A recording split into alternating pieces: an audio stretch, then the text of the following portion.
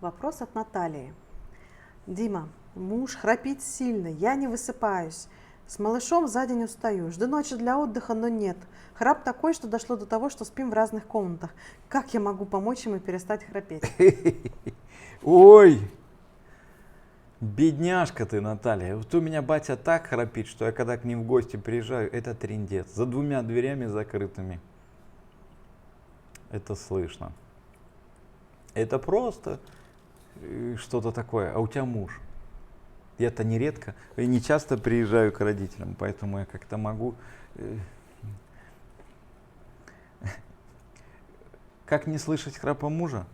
И что сделать, чтобы он не храпел? Лучше, чтобы... Она пишет, как могу помочь ему перестать храпеть, чтобы вообще не храпел. Чтобы она высыпалась в итоге. Ну, давай шуточную. Через шуточную, шутка, сказка ложь, да, в ней намек. Добрым Натальям урок. Я раньше так любил объяснять, что такое храп. Храп как форма защиты. Это как вот представь, зашли вы в лес, там тигр, лев рычит, и ты в тот лес, скорее всего, не пойдешь. Что раз скажешь, там кто-то рычит. А это птица, это как пересмешник, которые пародисты этих голосов. То есть они бывают такими звуками обмениваются. Я слышал, как обезьяны рычат, как тигры, действительно, в индийских джунглях, и чуть не обкакался. А это обезьянки были. А они прям такую создавали иллюзию, там, возню. Чтобы не ходили, оказывается, возле их там какого-то. Не знаю, что там у них было, я туда не ходил. Но это не тигры, это обезьянки. Так вот, Наталья, смотри, если я твой муж, я храплю, защищаясь от кого, если у меня только ты? Ну уж тупо, наверное, не от Димы, не от Диминых друзей, не от матрешек, не это. Скорее всего, вот у меня защитная такая, если я храпел до тебя, скорее всего, что я защищаюсь вообще от людей. Мне так удобней. Мне так удобнее, что вот прям вот захотел, ты лежишь, попукал, захотел, перевернулся, захотел. То есть, ну как-то я привык в каком-то своем пространстве, и у меня такая общая защита от всех. То есть мы вместе, но на расстоянии. Вместе, но на расстоянии. Фокусное расстояние, как в биноклях, да? Если близко окулярчики свести, линзы друг другом, ничего не видно. Далеко ничего не видно. Но есть расстояние, о котором раз ты четко. Вот так и мой храп, он как бы вот мы в пределах досягаемости, но отдельно. Это такая форма самоинстинктивного защиты. Если он храпел до тебя. А вот смотри, если он храпеть начал уже с тобой в отношениях, а первое время не храпел, это такой колокольчик, что... А смотри, принцип очень простой. Допустим, вот сейчас по ту сторону экрана сидит Аня, она, поверьте, она там сидит. Да, я тут есть. Слышите, это голос Ани, она там сидит. А тут я сижу, вот она на обозрении на вашем, и мы муж и жена. Много лет, 50. Пример. И я пришел откуда? Откуда я пришел? С работы, с фильма, с дружеской попойки. Откуда я пришел? С работы. С работы пришел. Да. И мне начальник вставлял кое-что прямо в мозг, без презерватива. Это жестко. Это просто жестко. И у меня последняя неделя на этой работе, если не... А это точно не, я это не смогу. Я не маг, я не волшебник, я только учусь.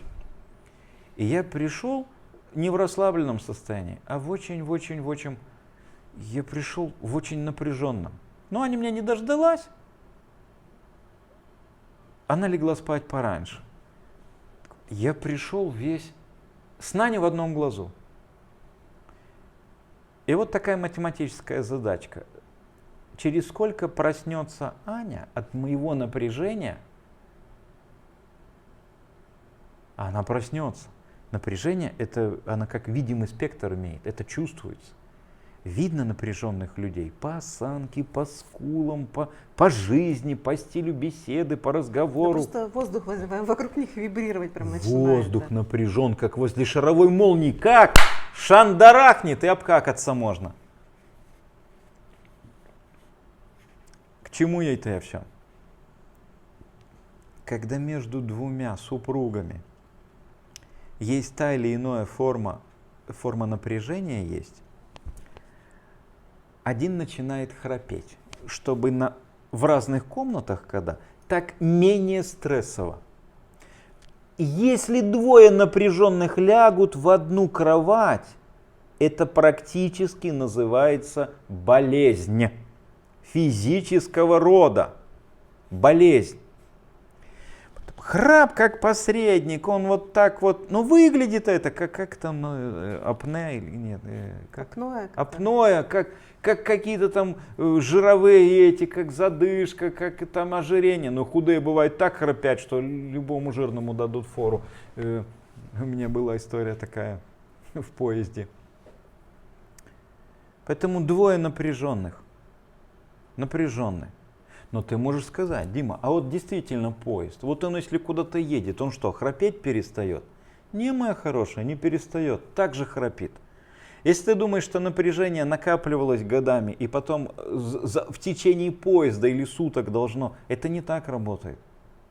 Но если его на года, давай так, эксперимент дурацкий, на года вырвать из всех связей, в которых он состоит, чистый эксперимент, нагрузить его новыми программами, дать ему какие-то упражнения, и человек автоматически перестает храпеть.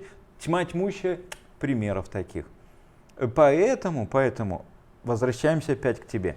Ты спрашиваешь, что тебе делать. Посмотри, пожалуйста, вот эти все виды твоего, повторю трижды, твоего и только твоего напряжения.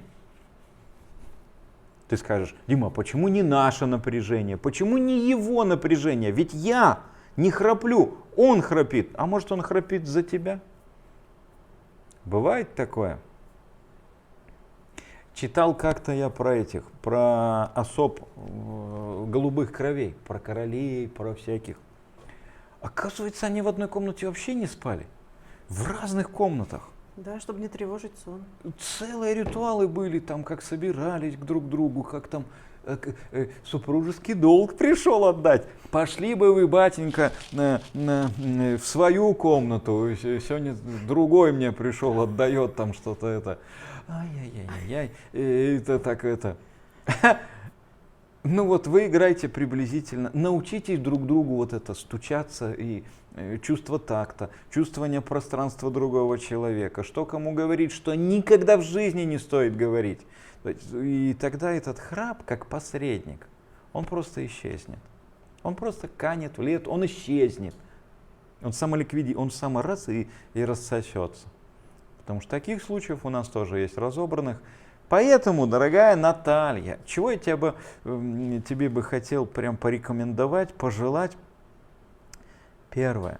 Услышь трижды свое. Каждый отслеживает только свое напряжение. То есть, что лично тебя напрягает, третий раз, лично тебя напрягает, второй вопрос. Отследив, что лично тебя напрягает,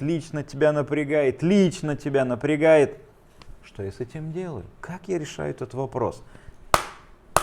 Насыпай в кратер — один вид. То есть бей, беги, замри. Есть такие способы проживания напряжения. Первый — никак. Я ничего с этим не делаю. Меня напрягает. Проще сделать вид, что вообще ничего не происходит. Второй вид скидывания напряжения. Что ты сказал, козел? Бах! И неважно, кто что сказал. Мама, папа, муж, сосед еще. Бей, бей, бей. И третий вид, будем убегать от тех, кто меня напрягает, буду убегать, пока прям от всех не убегу. Это называется инстинктивно-защитные механизмы, которые не ты придумал, а природа. Поэтому если ты живешь ими, тогда с тобой постоянно будет храпун, храпяк, храпенище, храпунин. После тебя кто-то всегда будет храпеть. Но если ты начнешь понимать, что тебя напрягает в отношениях, с кем, ты поймешь, как ты это проживаешь в обыденности, научишься это контролировать осознанно, не убегая, не дерясь, не замирая. И вот тебе ответ на твой вопрос. Будь здрава!